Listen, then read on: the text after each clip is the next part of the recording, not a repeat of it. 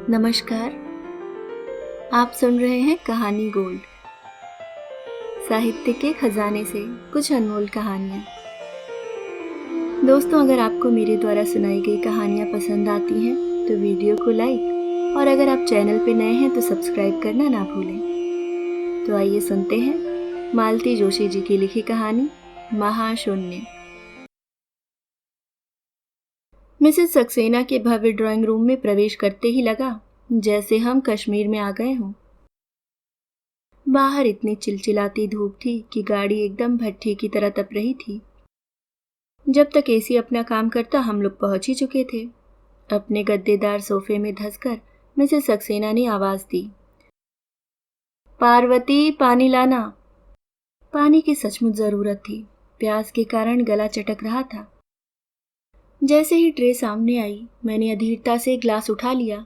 Glass उठाते हुए आंखें भी ऊपर उठ गई थीं और उस चेहरे पर टिक गई थीं। चेहरा बेहद जाना पहचाना था, पर उसे यहाँ देखने की कभी कल्पना भी न की थी। क्षण भर को हमारी नजरें मिली और उस क्षणांश में, उस नजर में जो कौंध गया, उससे मैं समझ गई कि अपने परिचय को यहाँ उजागर नहीं करना है। जब भी कोई बाहर से आए पानी बिना कहे ले आया करो, समझी? मिसेस सक्सेना ने ताकीद की। पल भर को उस चेहरे पर जैसे राख सी पुत गई। ग्लास वापस ट्रे में रखते हुए मैंने जानबूझकर अपनी नजरें वहां से हटा ली। मिसेस सक्सेना फिर शुरू हो गई थी। मुझसे उन्हें कितना कुछ पूछना था, कितना कुछ जानना था। इसलिए तो वे किटी से मुझे अपने साथ ले आई थी। अभी कुछ देर तक मेरा भी उत्साह उनसे होड़ ले रहा था, पर अब मेरा मन कहीं और चला गया था। 5-6 महीने बेटे के पास बिताकर जब भी स्वदेश लौटती हूँ, ढेर सारी खबरें मेरा इंतजार करती होती हैं। ये खबरें गली मोहल्ले की होती हैं, सोसाइटी की होती हैं। इसलिए अमेरिका नहीं पहुंच पाती, पर उन खबरों का भी अपना महत्व होता है। जैसे आशीष मल्होत्रा के यहाँ जुड़वा बच्चे का जन्म हुआ है, मेहता जी की बिटिया का मेडिकल में एडमिशन हो गया, कुलेश जी के बेटा बहू अलग हो गए हैं, गुप्ता जी की माता जी लंबी बीमारी के बाद चल बसी हैं, अस्थाना जी के घर बहुत बड़ी चोरी हुई है, आदि आदि। इसी सिलसिले में इस बार यह भी सुना कि सोसाइटी में हर वार त्योहार पर आने वाली पंडिताइन के पति नहीं रहे। उन्हें हम लोगों ने हमेशा पंडिताइन के पति के रूप में ही जाना। उनका अस्तित्व तो हमारे लिए हमेशा अदृश्य ही बना रहा, क्योंकि पिछले 15 साल से वे बिस्तर पर ही थे। पंडिताइन उनकी जी जान से सेवा कर रही थी, पर काम के लिए बाहर तो निकलना ही पड़ता था। जजमानी ही तो एकमात्र आजीविका का साधन था, उसे कैसे छोड़ देती। फिर उन्हें ताले में बंद करके बाहर निकलती, पर आधा ध्यान घर में ही लगा रहता। ऐसे क्षणों में अपना निसंतान होना उन्हें बहुत सालता था। हारी बीमारी में साथ दे ऐसा कोई सगा संबंधी भी तो नहीं था, और होता भी तो कितने दिन साथ देता। बीमारी क्या दिन की थी, पूरे 15 बरस हो गए थे। इसे तो उम्र भर झेलना था। इसलिए पंडिताइन के पति की मृत्यु का समाचार सुनकर मैंने अनजाने ही राहत का अनुभव किया। चलो, अब बेचारी कुछ दिन तो खुलकर सांस ले सकेगी। जिंदगी के जितने भी बचे खुचे दिन हैं, चैन से जी सकेगी। पंडिताइन को जैसे उम्र कैद से रिहाई मिल गई है। थोड़ी देर बाद पार्वती चाय नाश्ता रख गई। हम लोग किटी से ही लौटे थे, इसलिए नाश्ता तो मैंने वापस भिजवा दिया। चाय का कप उठाते हुए पूछा, महाराजी नहीं लगती है? हाँ, अभी 3 महीने ही हुए हैं। वह हमारी पूनम थी ना, उसकी शादी हो गई।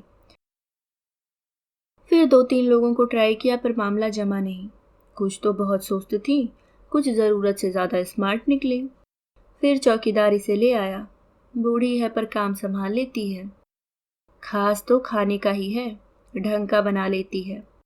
इससे अच्छी बात यह है कि चपर चपर नहीं करती, इधर उधर ताक झाक भी नहीं करती, बस अपने काम से काम रखती है। सब तरह का खाना बना लेती है। अरे नहीं, वैसे भी नॉनवेज तो हमारे यहाँ अक्सर शाम को ही बनता है। इनके ऑफिस का एक चपरासी है, वही आकर बनाता है। अभी हम लोग बात कर ही रहे थे कि सदर दरवाजा भड़भड़ाकर खुला और उनके दोनों बच्चे भीतर दाखिल हुए। बस्ते एक ओर फेंक कर दोनों सोफे में धंस गए। जूते दूसरी ओर उछालते हुए उन्होंने आवाज दी, पार्वती बॉर्नविटा लाओ। वह आवाज मेरे कलेजे में तीर की तरह चुभी। अपनी दादी की उम्र की महिला को बच्चे किस बदतमीजी से पुकार रहे थे। हैरत की बात तो यह थी कि उनकी माँ को भी उसमें कुछ गलत नजर नहीं आ रहा था, नहीं तो एक आध बार टोकती तो। मुझे तो यह बड़ा अजीब लगा। हम लोग तो उन संस्कारों में पले हुए हैं जहाँ घर में काम करने वालों के साथ भी एक रिश्ता बनाया जाता है। वे नौकर नहीं होते, बल्कि भैया, दादा, काका या बाबा होते हैं। महिलाएं हमारी मौसी, बुआ या भाभी बन जाती हैं। हमें यही संस्कार मिले थे और हमने अपने बच्चों को, बच्चों के बच्चों को भी यही सिखाया है। पंडिताइन तो पूरे मोहल्ले की अम्मा थी, पर यहाँ वह केवल पार्वती थी। वह ट्रे में दूध के 2 गिलास लेकर आई। बच्चों को गिलास पकड़ाकर उन्होंने ट्रे मेज पर रखी और उनके जूते और बस्ते उठाकर भीतर ले गई। कुछ देर बाद आकर बच्चों के खाली गिलास और कप प्लेट लेकर चली गई। इसके बाद वह फिर लौटी और पूछा, मैडम मैं जाऊं? मिसेस सक्सेना ने घड़ी की ओर देखा और स्वीकृति में सर हिला दिया। उसके बाद बामुश्किल तमाम मैं मिसेस सक्सेना को 15-20 मिनट और झेलती रही और अंततः उठ खड़ी हुई। मुझे विश्वास था कि पंडिताइन अगर पैदल निकली होगी तो चौराहे के आगे नहीं पहुंची होगी। मेरा कयास एकदम ठीक था। मैंने गाड़ी उनके ठीक बगल में रोककर दरवाज़ा खोल दिया और कहा, आइए। वह संकोच से भर उठी, बोली, बिन्ना, तुम काय को तकलीफ करत हो, हम तो रोज ही पैदल जाते हैं। रोज की बात छोड़िए, आज हम आपको घर छोड़ेंगे। जल्दी कीजिए, बीच सड़क पर गाड़ी ज्यादा देर खड़ी नहीं कर पाऊंगी मैं। अपने को समेटती सी वह बड़ी शालीनता से, संकोच से मेरे बगल में आकर बैठ गई। मैंने उन्हें सहज होने के लिए कुछ समय दिया, फिर पूछा, यहाँ कब से हैं? यही कोई 3 महीना से। दिन भर रहती हैं? हाँ, 10 बजे आते हैं, ई टाइम वापस होते हैं। खाना पीना? खाकर आते हैं, पानी तक अपने साथ में लाते हैं। उन्होंने थैली में रखी बोतल दिखाई। मैं कुछ देर चुप रही, फिर कहा, यहाँ आने के बाद पंडित जी के बारे में सुना, बहुत दुख हुआ। उत्तर में उन्होंने आंचल आंखों से लगा लिया। आपने बहुत सेवा की उनकी, यह समझ लीजिए कि आपकी बदौलत ही वे इतना जी गए, नहीं तो 15-20 साल बिस्तर पर गुजारना हंसी खेल नहीं है। वे और 10 साल बने रहते तो हम उनकी सेवा करते, पर क्या करें, तकदीर ही खोटी थी। देखिए आपने इतनी सेवा की है। अरे क्या सेवा की है, उन्होंने तड़प कर कहा। सेवा को का फल मिलो हमें? भगवान जी ने हमारी गोद सूनी रखी, हमने कुछ नहीं कही, पर भगवान जी ने ये बहुत ही गलत करी हमारे साथ, हमारी मांग सुनी करती। उनकी वाणी का क्रंदन मुझे भीतर तक कपा गया। मैंने समझाइश देते हुए कहा, कैसी बातें कर रही हैं आप? भला आप चली जाती तो उनकी सेवा कौन करता?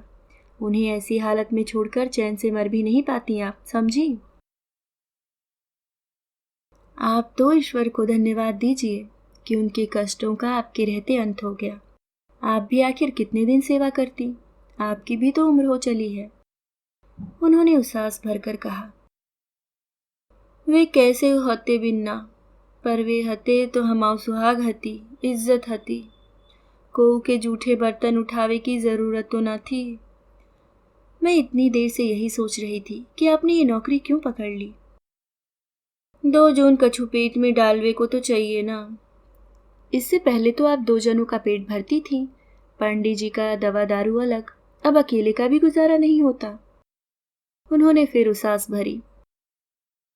तब की बात और थी बिन्ना, मोहल्ले में कहूँ भी सुहागिनें होती तो हमें बुलावा आता, दान दक्षिणा चीज बस्त मिलती। 30 त्योहार पर बहू बेटियां कथा बाचने बुला लेती, 5-10 रुपया से पैर पड़ लेती।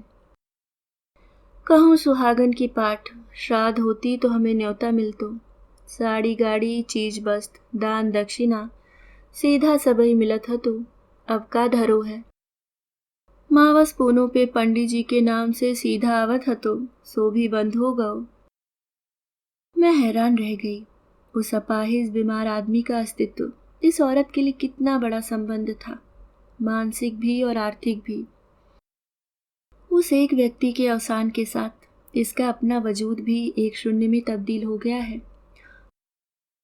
और उस महाशून्य को भरने के लिए बेचारी दूसरों की जूठी कप प्लेट धोने के लिए मजबूर हो गई। आप सुन रहे थे मालती जोशी जी की लिखी कहानी महाशून्य। मिलती हूँ किसी और नई कहानी के साथ। तब तक के लिए मुस्कुराते रहिए। धन्यवाद।